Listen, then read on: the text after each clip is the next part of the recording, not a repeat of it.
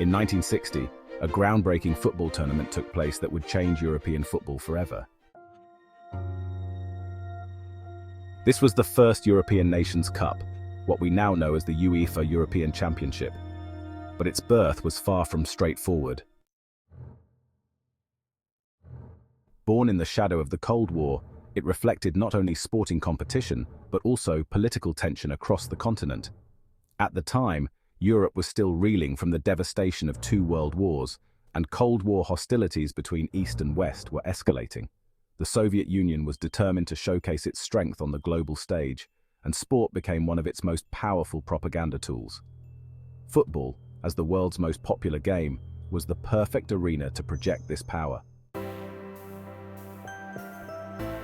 The French were at the heart of bringing this competition to life.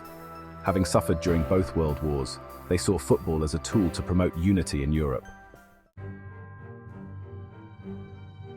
Henri Delaunay, a French administrator, had first proposed a tournament for European national teams back in 1927, but it wasn't until the formation of UEFA in 1954 that the idea gained real traction.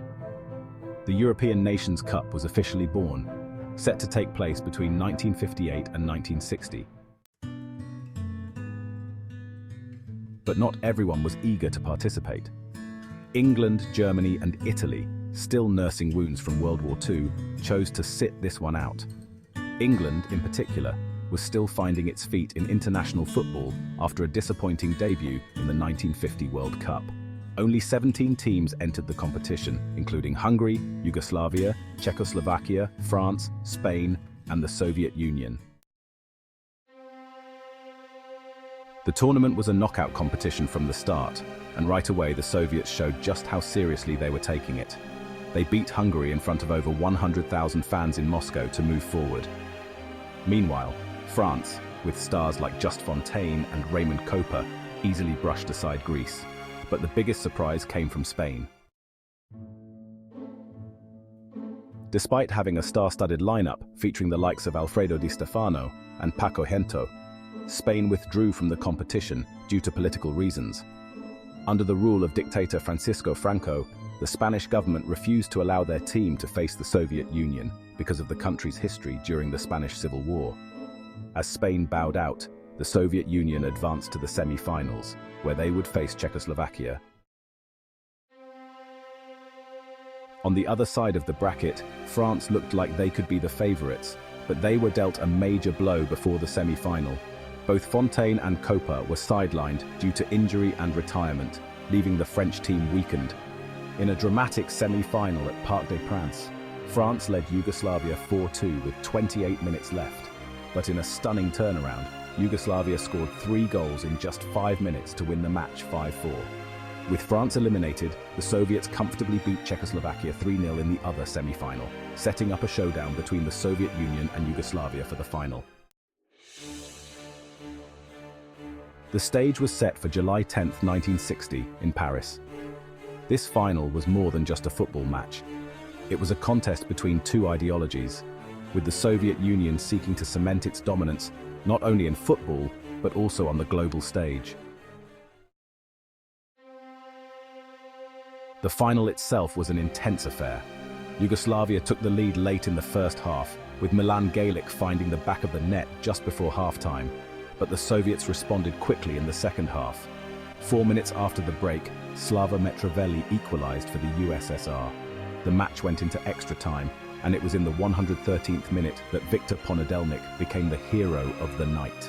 His header sealed a 2-1 victory for the Soviet Union, crowning them the first ever European champions. The celebrations in Moscow were immense. Citizens across the Soviet Union stayed up to listen to the match on their radios, and Ponedelnik later reflected on the overwhelming emotion of the moment, saying that there wasn't one dark window as people all over the country stayed awake to celebrate. This victory wasn't just about football, it was a powerful symbol of Soviet pride, coming at a time when the USSR was eager to prove its superiority in every field. Many of the Soviet players became legends in their own right, including Lev Yashin, considered one of the greatest goalkeepers of all time, and Igor Neto, the heart and soul of Soviet football. Others, like Mikhail Meski, were known for their dazzling skills, earning nicknames such as the Georgian Garincha.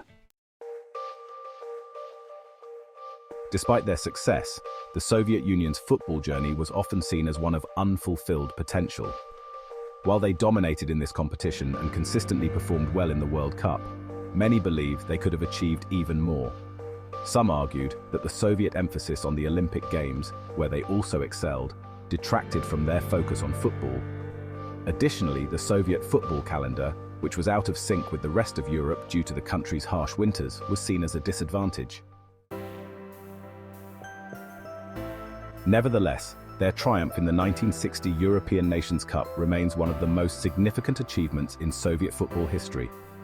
It was a tournament full of political intrigue, thrilling comebacks, and unforgettable moments, marking the beginning of what has since become one of the most prestigious football competitions in the world, the European Championship.